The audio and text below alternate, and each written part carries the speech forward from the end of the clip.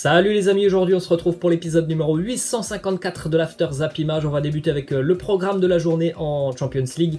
À 19h on aura deux matchs, Gladbach face au Shakhtar, l'Olympiakos qui reçoit Manchester City, et puis à 21h traditionnel multiplex avec Marseille-Porto, le Bayern face à Salzbourg, l'Atlético face au Lokomotiv, le déplacement du Real Madrid du côté de Milan face à l'Inter, Liverpool-Atalanta et aussi l'Ajax face à Midtjylland. On enchaîne avec les résultats de la veille en Champions League, la victoire de Chelsea à Rennes 2-1, la victoire de Séville à Krasnodar 2-1, la Lazio qui s'impose face au Zénith Saint-Pétersbourg 3-1, Dortmund s'impose 3-0 face à Bruges, le Barça va s'imposer 4-0 à Kiev, la victoire de la Juve face à Ferencváros 2-1, Paris qui s'impose 1-0 face à Leipzig et Manchester qui ne fait qu'une bouchée des Turcs d'Istanbul Başakşehir 4-1. À l'heure actuelle, on a déjà 4 équipes qui sont qualifiées pour les huitièmes de finale de la Champions League. Ce sont des équipes qui sont à chaque fois dans le même groupe, donc 2 dans le groupe du Stade Rennais, Chelsea et Séville sont qualifiés, et 2 dans le groupe du Barça. Donc le Barça et la Juve sont d'ores et déjà qualifiés. Ces équipes évidemment joueront les prochaines journées pour aller chercher la première place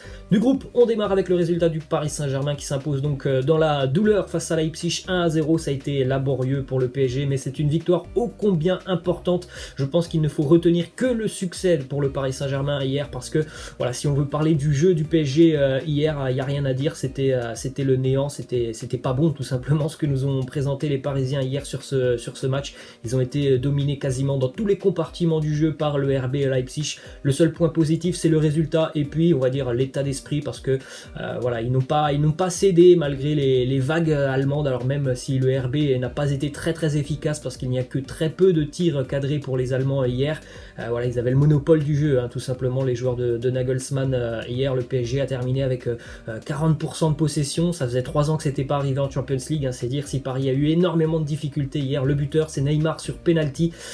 Au-delà de ça, je ne suis pas sûr que le PSG ait une occasion dans ce match hier, au-delà de ce penalty transformé par Neymar au bout de 10 minutes de jeu. On en a parlé, le seul point positif quasiment du match, c'est la victoire qui permet au PSG de reprendre la deuxième place du groupe H, donc de cette Champions League, et surtout qui permet aux Parisiens d'avoir leur destin en main pour aller chercher la qualification, puisque le PSG a repris aussi le goal average particulier au RB Leipzig. On rappelle, Leipzig s'était imposé 2-1 au match aller, Paris s'impose 1-0 hier au match retour, donc vous faites le calcul par rapport au but à l'extérieur, Paris est devant Leipzig, donc ça c'est une très bonne nouvelle. Le PSG a son destin en main pour aller chercher la qualification. Petite statistique sur Neymar, hier il a perdu 38% des ballons qu'il a eu à jouer sur ce match, c'est quand même assez incroyable. 28 ballons perdus sur les 74 touchés par le Ney hier. Alors c'est vrai qu'il revenait de blessure, il n'était pas en forme, Neym Tourol nous l'avait déjà annoncé, mais hier franchement on a vu le Neymar que l'on n'aime pas voir, celui voilà, qui porte beaucoup trop le ballon, celui qui en plus hier a été vraiment très provocateur envers les joueurs allemands. Il allait tout de suite chercher la faute, on le voyait, il attendait que les joueurs allemands viennent faire faute sur lui, et on a vu aussi celui qu'on n'avait déjà pas vu depuis quelques mois, voire peut-être quelques années, celui qui va se rouler par terre pendant 2 minutes dès lors qu'il y a un petit contact sur lui. Donc c'était pas le bon Neymar hier, malgré le penalty qu'il a transformé. Une déclaration de Jérôme Roten qui nous dit: le Paris Saint-Germain régresse de match en match, peut-être qu'ils se qualifieront et on le souhaite tous, mais quand on voit une telle qualité d'équipe aujourd'hui, ce n'est pas suffisant. Évidemment ce n'est pas suffisant pour les supporters parisiens qui se disent: il y a 3 mois on jouait une finale de Champions League, l'objectif du club c'est d'aller gagner la Champions League. De voir le match hier proposé par le Paris Saint-Germain, qui est dominé tout simplement par le RB Leipzig, eh bien tu ne peux pas être satisfait, et surtout tu peux avoir des craintes par rapport à l'avenir, parce que peut-être que le PSG va sortir de ce groupe, et je le souhaite pour les Parisiens, mais tu n'iras pas très loin en Ligue des Champions si tu continues à jouer comme ça. Ça va se terminer très tôt pour le PSG, parce que il n'y avait rien tout simplement hier du côté de Paris, hormis peut-être un état d'esprit assez positif. Ensuite, cette petite statistique sur Marco Verratti, qui était donc de retour hier dans le groupe parisien. Il est entré en toute fin de match, Marco Verratti, il est entré à la 83e minute de jeu, 84e, carton jaune pour Verratti, carton jaune qui en plus de ça aurait pu être rouge, donc 1 minute sur le terrain, déjà un carton pour Verratti hier. Les Parisiens en fin de match, ils étaient très nerveux. C'est très bien déjà pour le PSG qu'ils aient pu terminer cette rencontre à 11, parce qu'il y a eu Verratti, il y a eu aussi Paredes qui était très limite hier sur la deuxième mi-temps. On a une déclaration de Julian Nagelsmann Nagelsmann, l'entraîneur du RB Leipzig, qui nous dit « Je ne pense pas que Paris a une seule véritable occasion dans ce match. Quant au penalty, c'était une blague. » Alors le penalty, bon, chacun se fait son opinion sur ce penalty. On va dire que c'est un penalty plutôt généreux pour le Paris Saint-Germain. On n'a pas beaucoup revu les images au niveau de la VAR. Hein. Hier, c'était assez incroyable parce que quand on a vu le ralenti, on s'est dit il n'y a quand même pas grand-chose sur cette faute. Bon, visiblement, la VAR a désigné le point de penalty, mais c'est vrai que c'est un penalty assez généreux et comme le dit Nagelsmann, Paris, je pense, comme lui, avoir eu la même sensation, le PSG n'a aucune occasion sur ce match. Ensuite, on a une déclaration de Thomas Tuchel qui était encore une fois, comme souvent déjà depuis quelques semaines, très énervé en conférence de presse. Des journalistes qui lui ont demandé, oui, le résultat c'est bien pour le PSG, cette victoire 1-0, mais que dire de la prestation du Paris Saint-Germain et de ce match très moyen? Réponse de Thomas Tuchel très énervé, il nous dit: les joueurs sont morts, ils ont tout donné physiquement et je suis fatigué de devoir répondre toujours à vos questions, à vos attentes. Si vous avez les couilles, allez poser cette question au vestiaire, vous allez trouver des gars qui sont cuits. Ensuite, autre déclaration de Tuchel qui là loue par contre l'état d'esprit, la solidarité et le cœur de son équipe. C'est vrai que hier, on peut pas trop reprocher de choses au Paris Saint-Germain sur ce plan-là, au niveau de l'état d'esprit, du cœur, du courage, parce que les Parisiens, ils étaient vraiment très fatigués, je pense aussi en seconde mi-temps, ils ont énormément souffert. Voilà, ils ont pas encaissé ce but qui aurait pu vraiment faire mal aux têtes, donc il faut le dire aussi, l'état d'esprit a été quand même plutôt bon hier. On poursuit avec l'autre résultat de l'équipe française qui jouait hier, c'est le Stade Rennais qui jouait à domicile face à Chelsea, 2-1. Les Bretons ont battu à la 92e par Olivier Giroud qui vient marquer d'une tête en toute fin de match. C'est Callum Hudson-Odoi qui avait ouvert le score pour Chelsea, c'est Guirassy qui avait égalisé pour Rennes à la 85e minute. C'est dur pour les Bretons qui reviennent en toute fin de match et dans le temps additionnel ils se font punir par Olivier Giroud. C'est compliqué pour Rennes qui en plus de ça hier a fait un match plutôt satisfaisant, surtout sur la deuxième période. Ils ont posé pas mal de problèmes aux Blues de Chelsea. Donc on en a parlé en début de vidéo, le Stade Rennais est d'ores et déjà éliminé de la course à la Champions League. Rennes aura une finale à jouer vraisemblablement face à Krasnodar, parce qu'on ne voit pas non plus les Rennais prendre des points face à Séville dans quelques semaines. Alors on peut peut-être avoir des surprises, mais normalement ça sera une finale pour l'Europa League pour le Stade Rennais la semaine prochaine face à cette équipe de Krasnodar. Il faudra aller prendre 3 points en Russie. Une déclaration de Frank Lampard, l'entraîneur des Blues, qui nous parle de Giroud et nous dit c'est un grand professionnel à l'entraînement, c'est un exemple pour ses coéquipiers, il s'entretient tellement bien que son jeu s'améliore avec l'âge, mais il va avoir des matchs comme titulaire. J'espère qu'il sait à quel point je l'apprécie. Une belle déclaration d'amour de Lampard pour Olivier Giroud. Comme d'habitude, souvent Olivier Giroud, quand il rentre, il fait quand même des différences et pourtant il n'en a pas beaucoup de temps de jeu.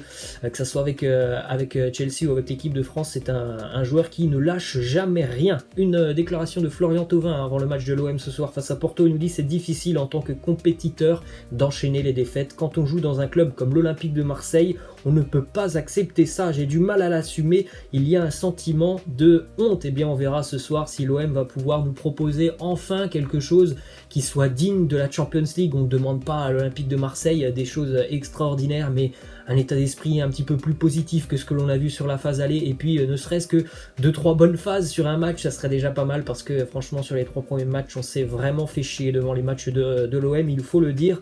2-3 bonnes choses sur le terrain, des points positifs pour le moment, il n'y en a pas beaucoup du côté de l'OM, donc j'espère ce soir que les Phocéens feront une belle prestation. On prend la direction de l'Espagne maintenant avec le résultat du Barça qui s'impose 4-0 à Kiev. Tout s'est passé en seconde mi-temps avec notamment un doublé pour Martin Braithwaite, le premier but aussi pour Sergio Dest sous ses nouvelles couleurs catalanes, et un but aussi pour Antoine Griezmann en toute fin de match. Déclaration de Ronald Koeman qui nous dit: nous avons atteint notre objectif qui était d'obtenir un bon résultat et de nous qualifier pour les 8e. L'équipe a fait preuve d'énergie, nous avons manqué d'efficacité en première période, mais nous l'avons eu en seconde période. Nous pouvons être très heureux. Il faut le dire, le Barça avait quand même une équipe très remaniée hier, donc c'est une bonne opération de s'imposer avec cette équipe remaniée. Ça permet aussi à certains joueurs de souffler avant les matchs de Liga, notamment ce week-end, parce que le Barça est un peu décroché en Liga, donc c'est une bonne opération d'avoir fait souffler du monde hier, et en plus de gagner ce match, ça permettra aussi au Barça sur les prochaines semaines de Champions League, des 2 prochains matchs, de faire aussi un petit peu souffler le groupe. Bon alors à mon avis, face à la Juve, évidemment ce sera l'équipe A qui jouera. Une déclaration de Coman sur la situation de Umtiti. Il nous dit: on sait qu'Umtiti c'est un défenseur central qui a été très longtemps blessé. On a parlé avec lui, il sera en condition de jouer dans 2 semaines si tout va bien.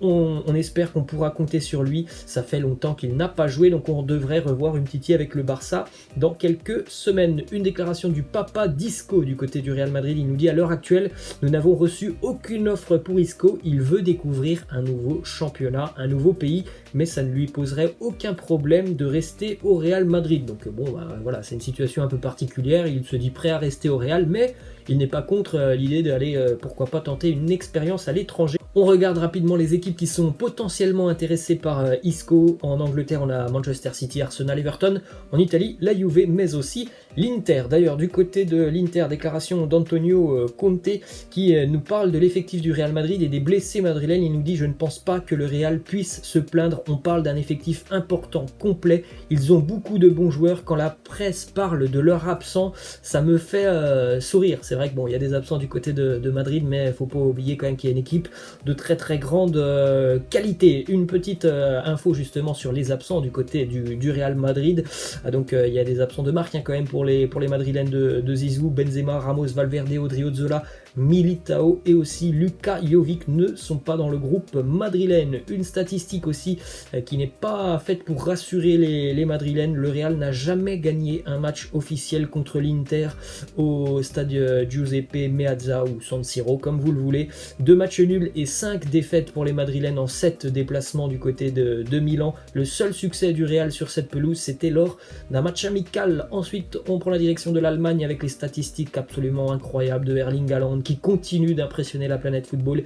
Hier, il a inscrit déjà son 16e but en Champions League en seulement 12 matchs joués dans la Coupe aux grandes oreilles. Il a déjà égalé le record de la légende brésilienne Ronaldo qui a inscrit 16 buts en 47 rencontres. 47 rencontres, Erling Haaland, 16 buts en 12 matchs joués, c'est absolument incroyable. Il est le premier joueur de l'histoire de la Champions League à réussir à marquer au moins 15 buts en 12 matchs. C'est tout simplement phénoménal ce que nous fait l'attaquant norvégien. Regardez les stats aussi de Erling Haaland sur les 13 derniers matchs joués avec le Borussia Dortmund. C'est incroyable. Il a marqué sur 11 des 13 derniers matchs. Autre petite statistique sur Erling Haaland, on le rappelle, il y a 4 jours, il était avec le Borussia du côté de Berlin pour affronter le Hertha. Il inscrivait un quadruplé. Hier, c'était un doublé. C'est absolument phénoménal ce que nous fait Erling Haaland. Ensuite, une petite info chez le voisin du Borussia Dortmund, chez l'ennemi du Borussia, le club de Schalke, qui vient d'annoncer que Nabil Bentaleb et Amin Harit vont dorénavant s'entraîner à part. Ils sont sanctionnés pour leur niveau de jeu